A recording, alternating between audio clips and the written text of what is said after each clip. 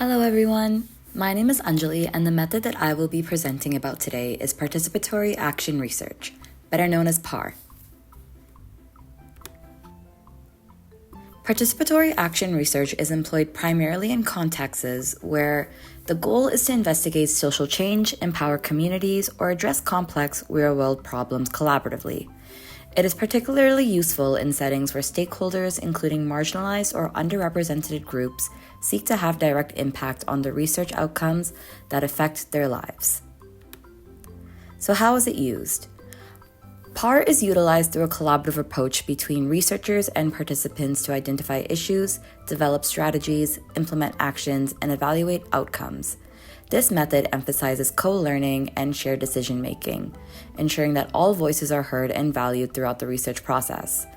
PAR begins with identifying a problem from the community's perspective, followed by a collective planning of research activities. Data collection and analysis are used to inform actionable steps that address the identified issue. So what's the answer? And what will it answer? PAR seeks to answer how and why questions related to social phenomena and community experiences. For example, how can we improve access to quality education in our community?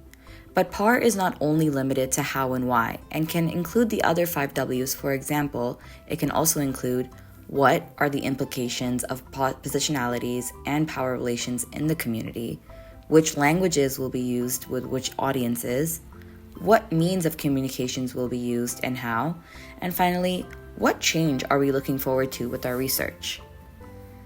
So some sample studies that I found while doing some research about PAR is this one study in Italy that explores the use of teacher participatory action research in addressing educational wastage in disadvantaged suburban schools in Italy. Through collaborative workshops and discussions, teachers developed strategies to improve educational relationships by addressing challenges posed by students' mistrust in institutional demands. And secondly, it was the Bridge Project. It was a 3-week-long mosaic making and dialogue program for youth aged 14 to 18 years old in Southern California. So both of these projects have been linked as well, and you can click on the infographic to learn more about it. So going into the pros and cons of PAR. So the pros: empowerment and ownership. PAR actively involves participants in the research process, fostering a sense of ownership and empowerment, which can lead to more sustainable and accepted outcomes. Capacity building. PAR builds the skills of knowledge of participants, enabling communities to continue addressing issues independently after the research concludes. It's also action-oriented. The focus of implementing change ensures that research leads to tangible improvements rather than just theoretical insights. And finally, contextual relevance. By engaging those directly affected, PAR ensures that research is deeply rooted in the specific context and addresses real-world issues effectively. And here are some of the cons. It can be time-consuming. The collaborative and iterative nature of PAR requires significant time and resources, which can be a limitation in fast-paced or resource-constrained environments. Potential for conflict. Diverse perspectives and power dynamics within the community can lead to conflicts, potentially hindering the research process and outcomes. Resource intensive. Effective PAR demands substantial investment of terms of time, funding, and human resources, which may not always be available. And finally, complexity in management. Coordinating and maintaining active participation from diverse stakeholders can be challenging and requires skilled facilitation.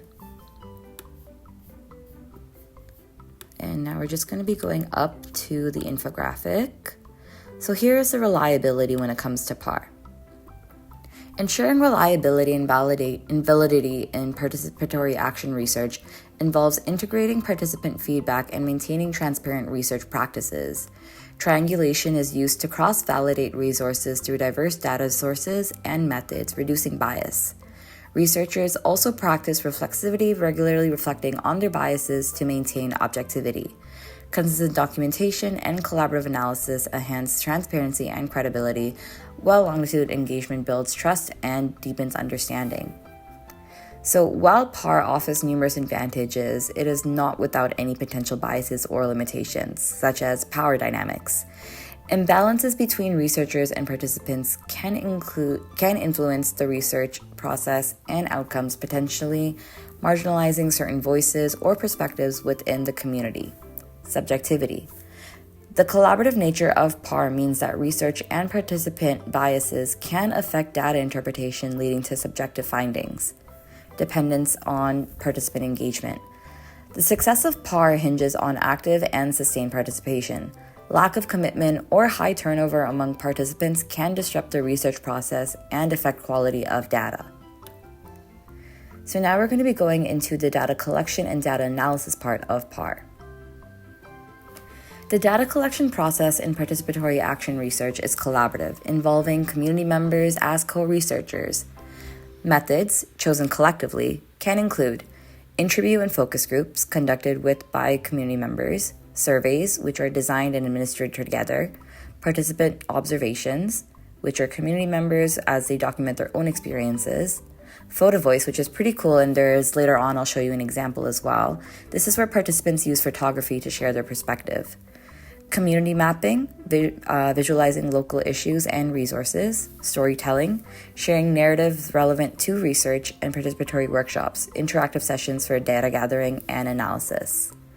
So with the data analysis, we have still a collective and collaborative approach continuing.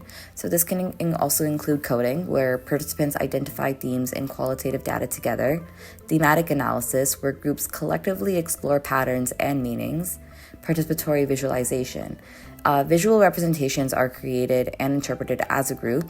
We have community review sessions, where there's regularly meetings to validate interpretations. Storytelling circles, narratives are shared and analyzed collectively.